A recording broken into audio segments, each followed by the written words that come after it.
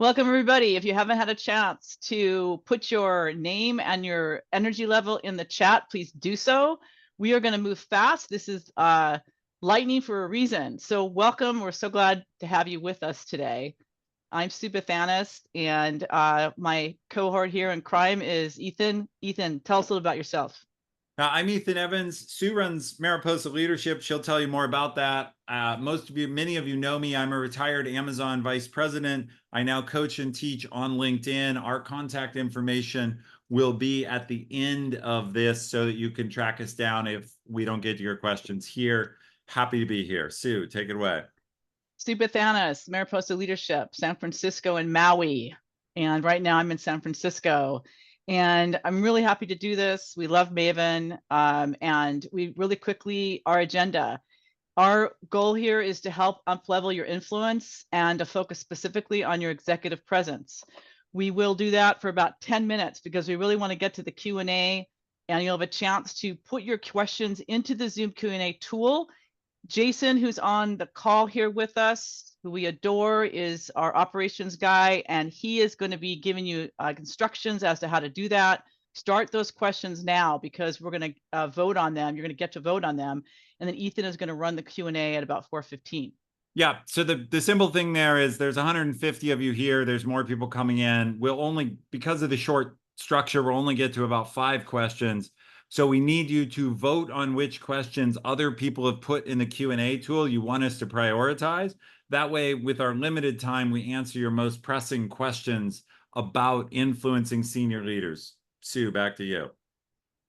So the lightning answer to influencing senior leaders is executive presence. So please keep that in mind. Here's a few things to know about executive presence. This is what we deem to be the 3 most important parts. There are many things to think about in executive presence. It's very hard to actually ascertain it, but these are the things that we think are most important. You need a balance of charisma and calm. Often people think of executive presence as charisma. Yes, it's charisma, but if you're just charismatic and don't have grace and calm, you're not going to be able to balance it. Your job as an executive, as a leader, is to change hearts and minds. You need to have that balance. You also have to have a dose of humor and wittiness as well. It's way underutilized, and I think that's something that you should think about in terms of how you can show some wit when you can.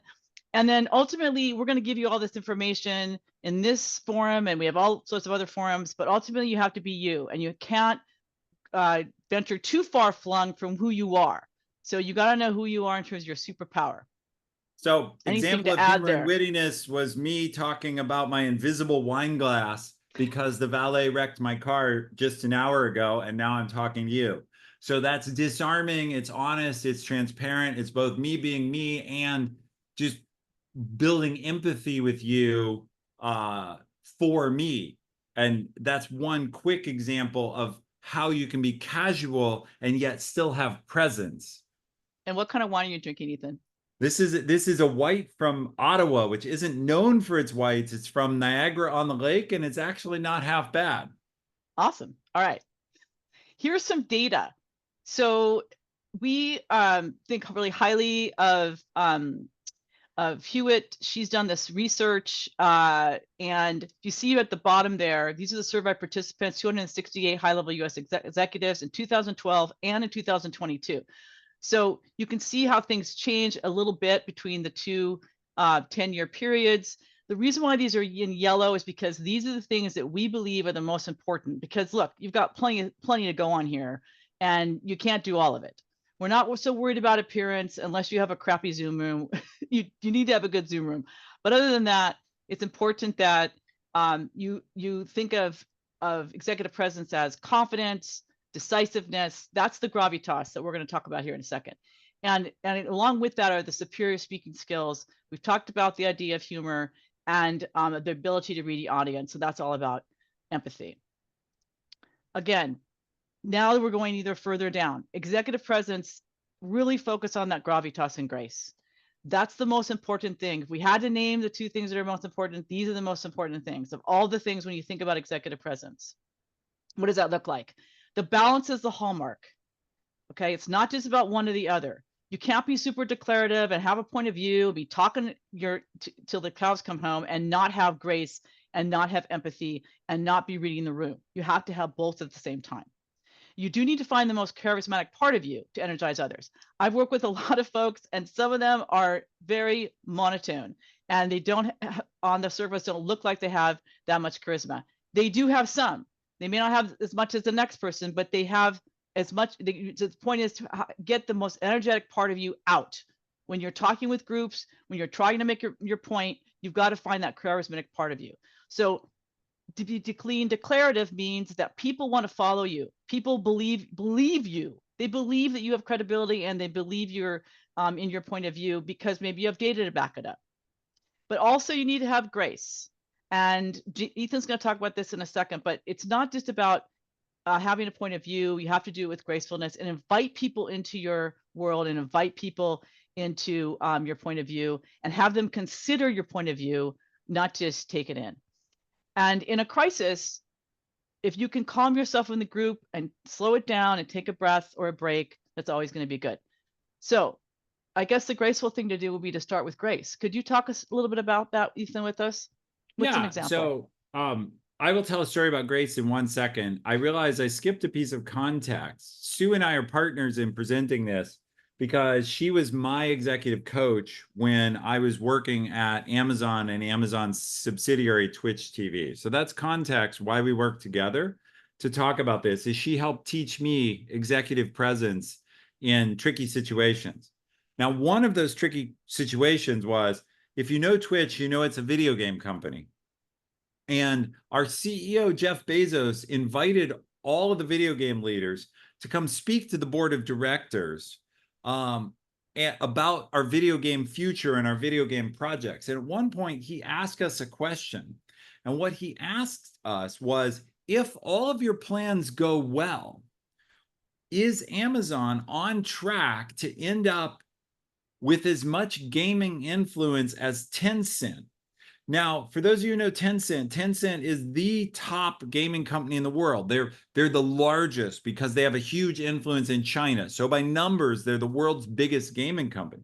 And I told him very honestly, this is important. So Jeff Bezos, richest man in the world at that time, his board of directors, I looked right at him and I said, no, we're not.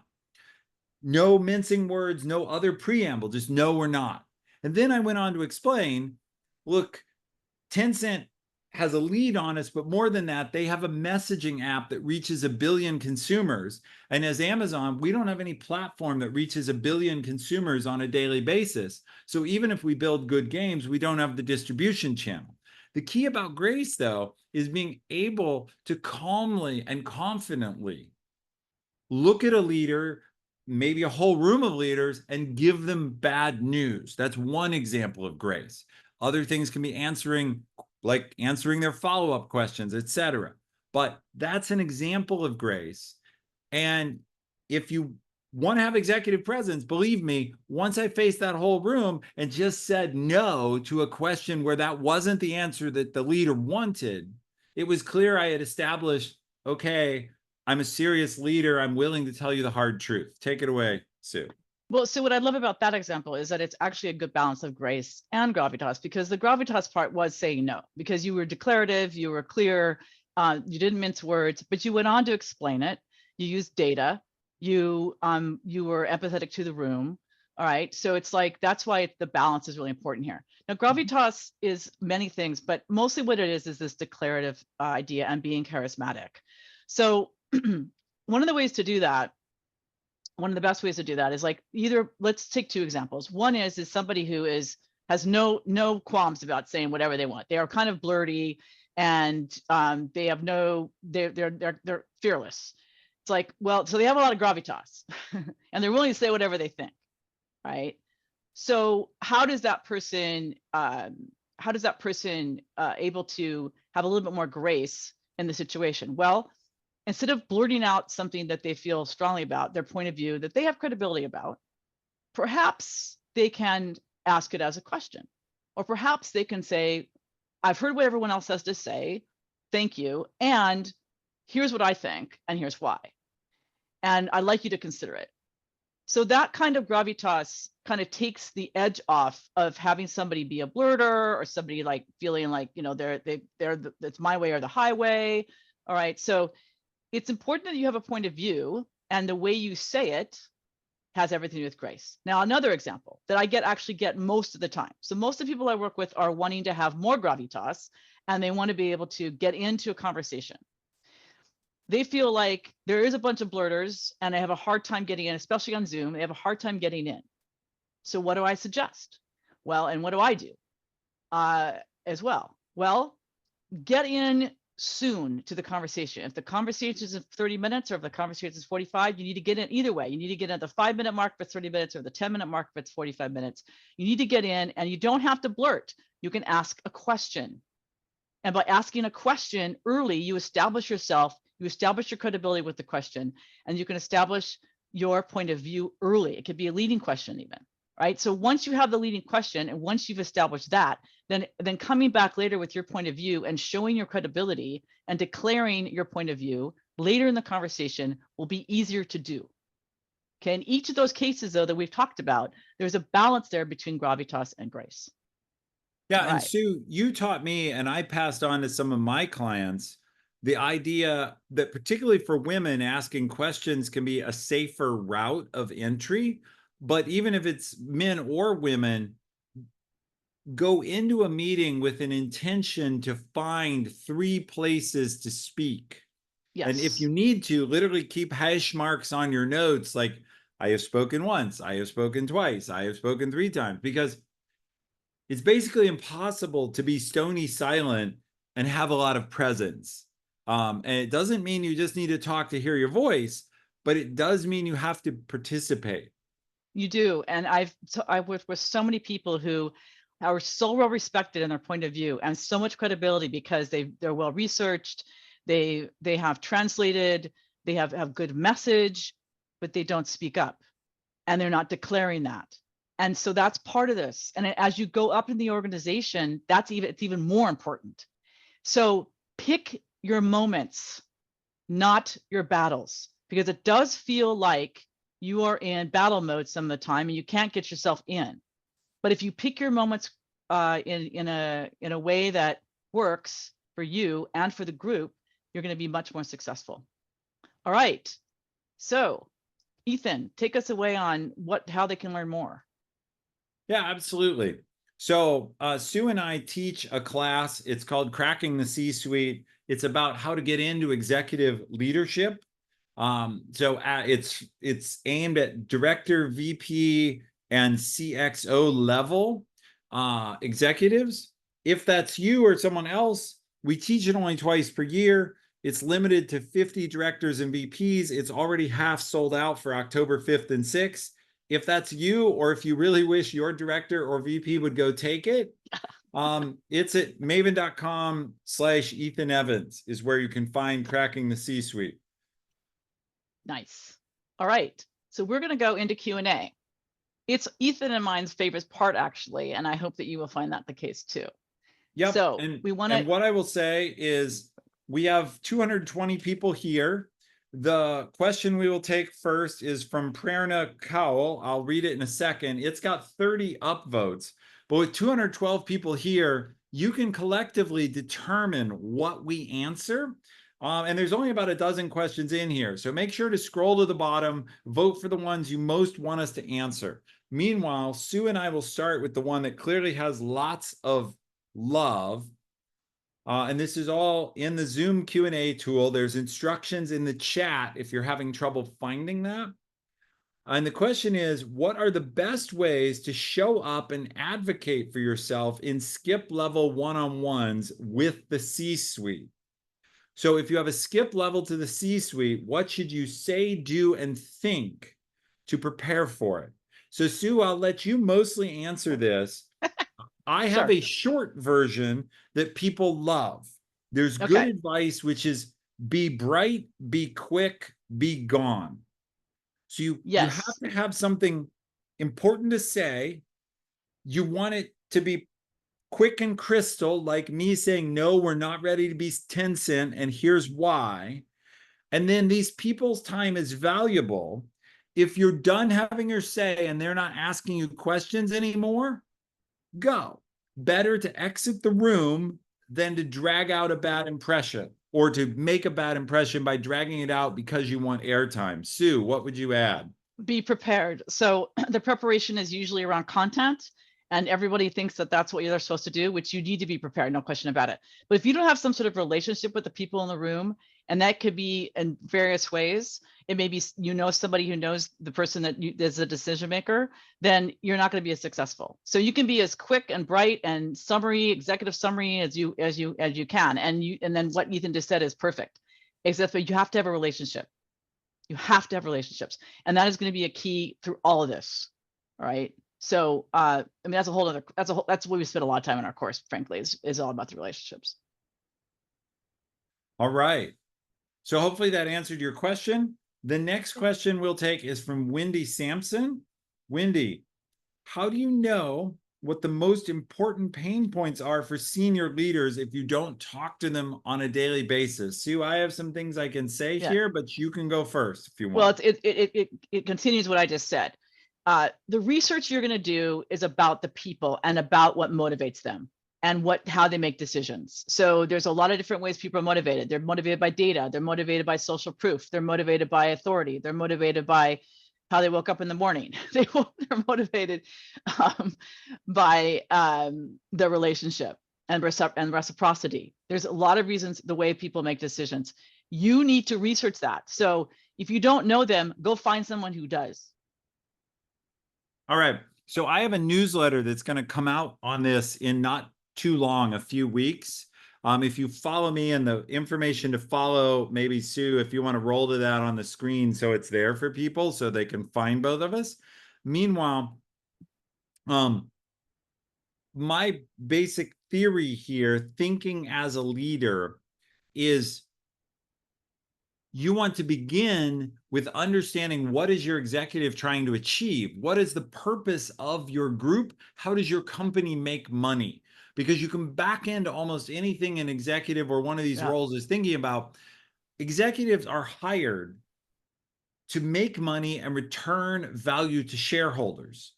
So without giving a whole business lesson, what they're doing is about, it's all focused on how do we make money? Now, that may mean they build new technology products. It may mean they take new marketing approaches out to consumers. It may mean they reduce costs, but you can figure that out simply by asking, how does our company make money? What does this person do to contribute to that? That's what they're going to care about. And then what are the pain points? If that, you can work backwards from the top. You can also work upwards from the bottom and be in conversation with your manager. Hey, what does our group care about? What does the big boss want? What are our goals? And you bring those two things together, and that will give you the answer to your question. Great. All right. So I encourage people to vote.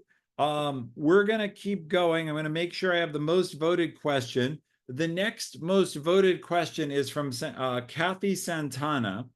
How do you identify the most energizing and charismatic part of yourself? Oh, I love this question. That's a great question. I'm so fired up about it. Sue, floor to you. Well, what's the part of you that you think about what you're passionate about? Just think of right now what you're passionate about. Anything. It could be, in my case, it's pickleball. It's the beach. Just think about right now what you like to go on vacations. Okay, so that energy that you have for that fun thing is the same energy you can bring to work. This is not rocket science, everybody. You need to find the part of you that is passionate about something and then share it or borrow that. Ethan, take it away. Yeah, so Kathy says travel. So fine. First, I want to make sure there's 220 people here. No question has more than 15 votes. Sue and I are just going to spend time on Kathy's question and riff on whatever. If the 200 and some of you who are here aren't, going to express an opinion. The best book on this, and it's short and it's available as a free audiobook, is The Almanac of Naval Ravikant. You can buy it on Audible. You can get it for free. It's out there as a free ebook. There's lots of ways to get it. Read that. And what it says is no one can be better than you at being you. You. So figure out, if that sounds redundant, the point is you are the best version of you. And the reason no one can be better than that is you love doing what you do. So the way you identify your passion is this: what kind of work would I do for free? So for example, I love to coach and teach. I'm in the middle of a vacation. My wife's sitting over here. She's waiting patiently. We're about to go to dinner. I'm in the middle of vacation, but I love to get on. And you may think I'm a sicko for wanting that. That's okay, right? I love doing this stuff. And so it's not work for me. So find a thing that you would do completely voluntarily and then lean into that. Now, Kathy, if you love travel to pieces, find a way to bring that into your work. Find a way to organize the trips, or to talk about your travel without bragging, or to talk about the context you got from somewhere. Find a way to get into the travel industry. I don't know what you do, but go work for Expedia, right? They hire remote people, or go work for hotels.com. Find a way to make that part of what you do. And then that will give you, you'll be excited. You can see how excited I am. I'm going all wave my hands, whether you associate that with New York, or it's often like, it's associated with different culture. I can't help waving my hands about this because I love it. What's the thing you would wave your hands about? Yeah. And then people respond to passion, because if I'm excited, it's hard for you to be completely flat, for you to just sit there and be like, that just doesn't happen, particularly in a group. Go ahead, Sue. So we both, we're going bonkers on part of it. Actual emotional part of it is that you've got to figure out a way to, if you tend to be more quiet, then which part of you can utilize your voice in a more effective way. So there's literally like practice you could do with raising your voice in a obviously in a positive way, not raising it. I should increase your voice is probably a better word. And your pace. You want to be so seem looking like you're more charismatic. To demonstrate more charisma, you would need to quicken your pace and be a little bit louder. Next question. Okay, the next question. I might mangle your name. I'm sorry. It looks like Shwitarai. Sorry about that if I didn't get it right. How do you maintain grace when someone in the meeting is being irrational in the face of data? I'll go first on this one. Yes, Give Sue a little bit of time. Remember, people respond with their emotions, but then they rationalize or cloak it with an explanation that is socially acceptable. So no one ever says, well, I'm doing this because I don't like minorities, or no one ever says, well, I'm doing this because it's better for my team, even though it costs the company money. So they know they can't say, well, we're going to lose a bunch of money, but I'm going to get a promotion. So instead, what they say is they find a way both to convince themselves they're doing something good. See, everyone is the hero of their own narrative. So what you have to realize is when you're getting irrationality, rather than getting frustrated, you have to start asking yourself, what fear or pain or risk or worry am I triggering in this person, or what gain are they getting that's driving them to advocate for this other thing? So super quick, this will resonate with a lot of techies in the audience. I was once coaching a woman. She was talking to someone else about a very good data design.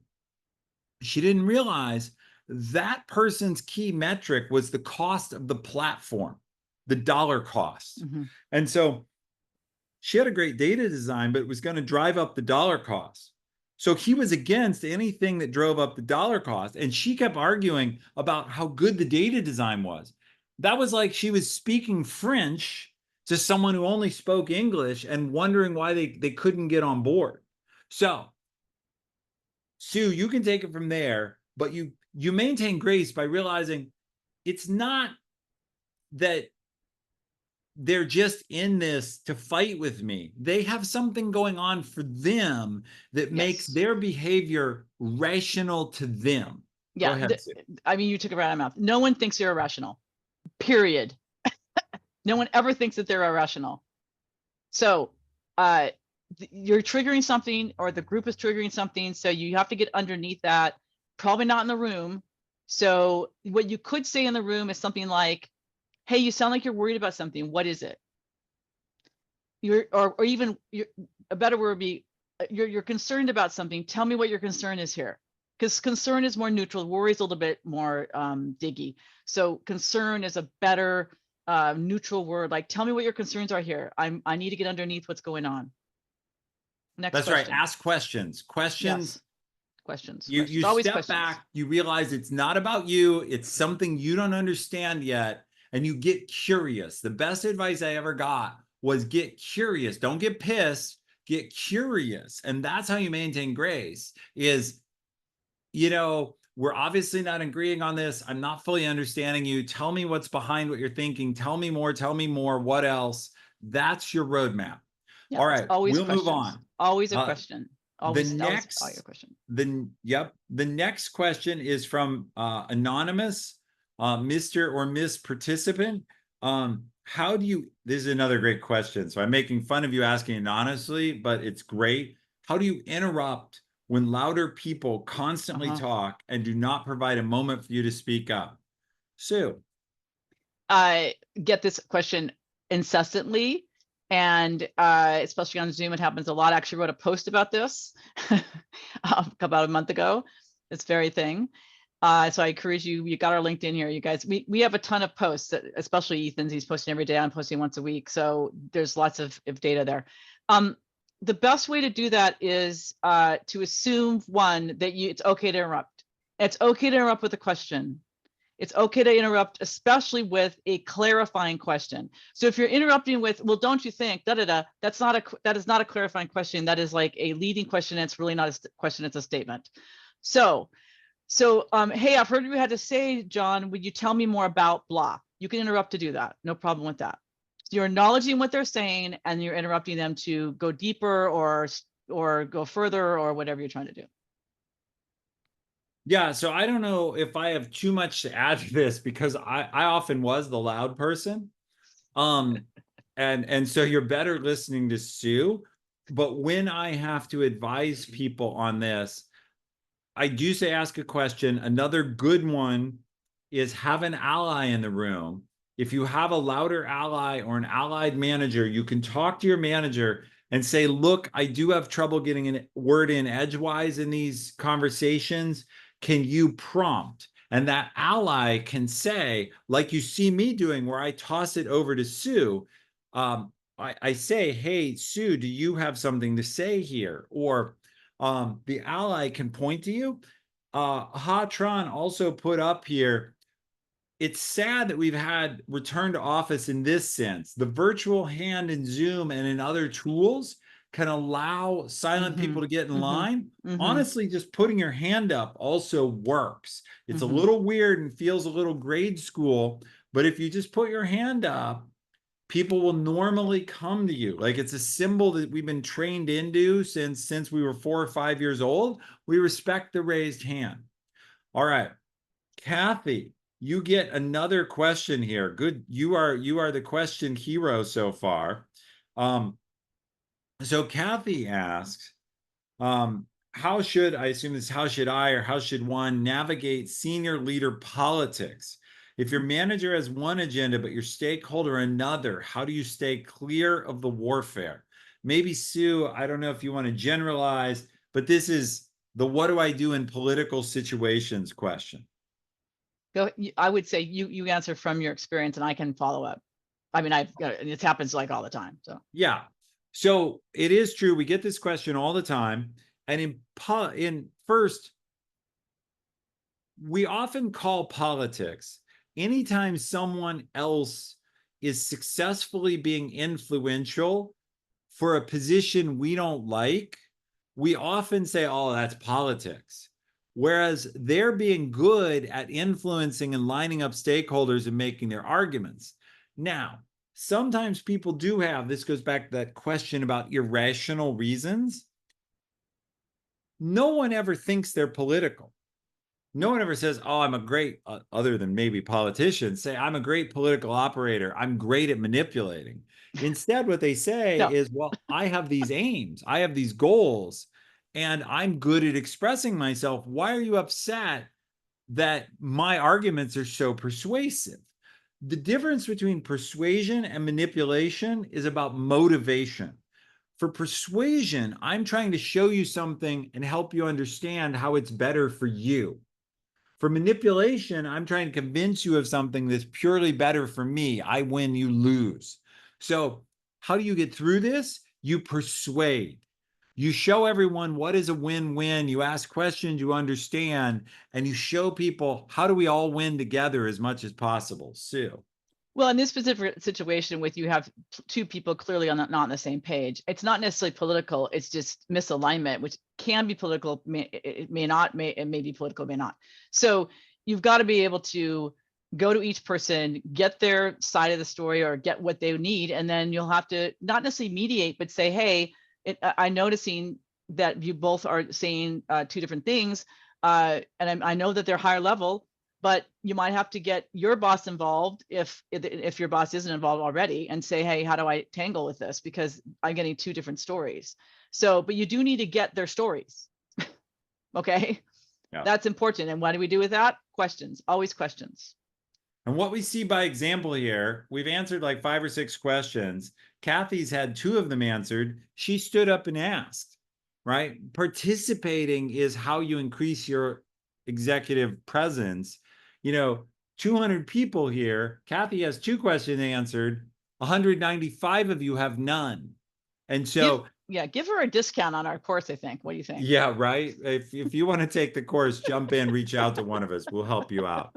But I'm just giving you an example of the difference. And a lot of you are sitting back, well, I didn't have anything to ask, or I voted. Well, I'm just showing you a living example, right? Because I'm, Kathy's having a lot of influence here on this short discussion. We're going to take a couple more questions, then we'll wrap up. We know we're going long. And that's okay. And feel free to leave if you need to leave, but we are happy to answer more questions. Yep. Is there one fatal thing that often holds back one from closing the gap to senior manager or director to exec? Yes. 2 may have a different fatal thing, which is great. You get 2 perspectives. My fatal thing is failing to shift gears. There's a well-known book you can read. I love to give people books because in a 30-minute session, they can then get access to 8 hours of bonus information. Malcolm Gladwell, who wrote What Got You Here Won't Get You There, up to senior manager, it's mostly about your ability to drive and get things done. From director and exec on up, it's about your influence. And this session is about one key piece of influence, which is your executive presence. Now, that's not the only shift you need to make. But if you want to make a successful shift, you must. And part of that is realizing it's not my personal ability to get work done. It's my ability to align and influence others. Sue, what would you add? So I was working with a VP at Amazon actually, and she was really frustrated because she had all the right relationships. She got all of her work done. She was like, exceeds all the good stuff, but she wasn't getting traction to be SVP. And so I spoke with her a little bit about her strategy, how she went out and learned and explored what's in the market. And I looked at her after we talked about it for about 10 minutes. I looked at her and I said, have you ever told your boss something that they don't know? And she stopped cold and she said, no. I said, well, that's your answer. So that's your answer to this question. The difference between a director and a VP, and especially a VP and an SVP, is that you need to be giving to the company, being a steward of the company by learning what the company needs and coming up with the ideas, because you're reading, because you're translating, because you're seeing patterns, and you're giving those ideas to the company. You're thinking about what's not just next, but what's next. That's the biggest difference. All right. 1 or 2 more questions here. So how to immediately establish credibility in front of senior leaders, particularly if you're younger and or more junior. So I guess this is a little bit, Sue, of a first impression question. Go ahead. Okay, she's throwing it back to me. I was hoping she'd have wisdom bombs to drop on you. So I already said, be bright, be quick, be gone. And Sue said it's all about preparation. If you're meeting a senior leader for the first time and you're expecting to just waltz into the room and impress, that's a high bar. But you can do your prep. You can understand their goals. You can talk to other people who know them. I advise leaders all the time. Who else have you talked to who's had meetings with this person and knows what they like and dislike? And they say, oh, nobody. Well, if you Find want to, somebody. yeah, ask somebody. It's not hard. By the way, you can ask in a way that builds your relationship with them, which is you can say, hey, Sue, I know you've had several meetings with our CEO, and I know that you have a good relationship there. Can you tell me what you do? Essentially, I've politely complimented and praised Sue and then asked for advice all in one tidy package. So yeah, it's the preparation. And I think that we haven't touched at all about rapport. I know that's part of what we had said we would do today. And, getting to know people, understanding what makes them tick, but also just finding out, what their hobbies are and finding out what they like. And that you can ask that question, like, you need to have signature questions ready to go whenever you're meeting anybody in a networking situation, but also with the, senior exec. It's like, so how was your weekend? Or where was the last time you traveled? What did you do this summer? I mean, there's a million questions you can ask. And if you're genuinely curious and you're willing to disclose yourself to them as well, everybody wants to talk about themselves. They'll be glad. I mean, there's very few people who are not going to say, put the hand up. They're not going to do that. Executives don't become executives because they're putting the hand up. They want to talk about themselves. Yeah, and if you want to go deeper on that, it's a classic book, How to Win Friends and Influence People. It's short, it's easy, it's public domain because it's old. But that guy was a wizard in understanding how you can ask a couple questions, smile and nod as the other person talks, and become their favorite person, because people like to feel listened to. Yes. Attention is hard to get, and focused attention is very flattering. And you might say, well, I'm technical or I have the right answers. Why should I have to do all that? Well, Sue and I don't specialize in answers of why. We specialize in answers of how. Yeah. And the how is pay attention to people. The why, well, because people have a lot going on in their lives and they can be a little bit shallow, but you're not here to worry about why. You're here to worry about how. So the last question we're going to do tonight is Ishmael. And Ishmael asks, how can you convince an executive to stop enforcing insights from bad data, document lessons learned, and move forward with what can be controlled? So I think summarizing this question as I take it, it's how do you get an executive to pivot from the past to the future, or to move off being stuck on something that bothered them? Yeah, I mean, we've got a couple of questions about this. It's like, is there irrationality? It's bad data. It's like there's disagreement or misalignment. I mean, these are all, they're all in the same genre of things. It's like you have to have the force of the better argument. Ultimately, you have to have a better argument. And so what are you going to do? How are you going to do that? You're going to do that with data for sure. But if you don't have a relationship, again, if you don't have a relationship with the person, they're not going to care about the data. You have to have an in with them. Okay. So that's why they're two sides of the same coin. But you can't necessarily convince somebody if they're so into their own data and they think it's right. I mean, you're going to have to have a force of better argument. You also going to have numbers, like other people. I don't mean actually data numbers. I mean numbers of people. So, right. Other people will be able to. You're going to need to socialize your ideas and make sure that like a couple people can come to the table. Whenever you're presenting, you always want to say, well, when Gary and I were talking about this last week, and this is just casually, you can say it. So right away, you're already establishing credibility. That's not just you and your own little mind talking about something. It's you and Gary talked about it. That gives you instant credibility. Or Gary, Joan and I were talking about it. It's even better. There's 3 of you. Yeah. Because you did your homework. So Sue, go ahead and swap the slides back to where people can find our course if they're interested in that. Yeah. And what I will say about, thank you. And what I will say about this is all these questions that are about why is the executive doing something I don't like? Right. Because that's what you're complaining about, right? right. Why is the executive not doing what I want? Understand they have some reason. And often throwing data at them, you can have that problem that you're speaking French and their language is English. Since Quebec is like 200 yards away, I can't help that. I'm in English speaking Ottawa and Quebec is like right there, right there.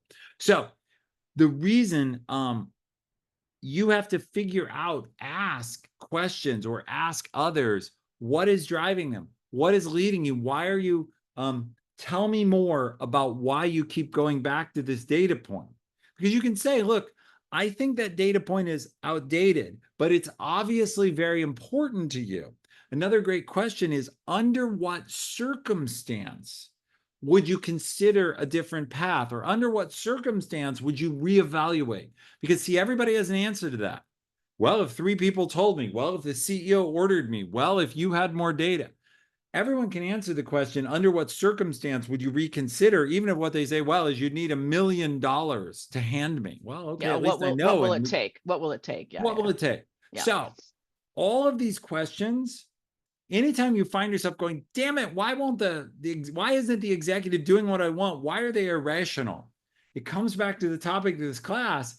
I turn it around, unfortunately, and say, well, what are you doing to up your understanding and your influence?